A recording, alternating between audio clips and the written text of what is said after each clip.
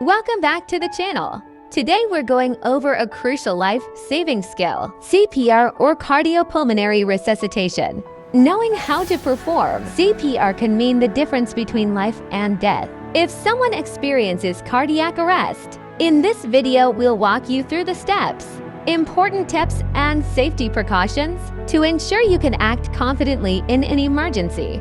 Segment 1. What is CPR? Host-on-camera CPR is an emergency life-saving procedure performed when someone's heartbeat or breathing has stopped. It involves chest compressions and, in some cases, rescue breathing to keep blood flowing to vital organs until professional help arrives. Host voice over with visual of the circulatory system. When a person goes into cardiac arrest, the heart stops pumping blood to vital organs, including the brain. CPR helps maintain blood flow to the brain and other organs, which is crucial to prevent brain damage and death. Segment 2. When should you perform CPR? Host on camera. So, when's hold work? You need to act immediately.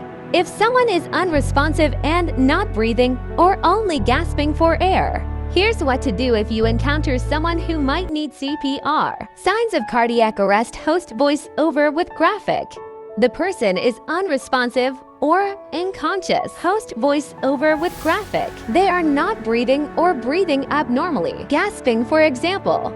Post on camera if you witness a sudden collapse. Check for a pulse. If there is no pulse, you should begin CPR immediately.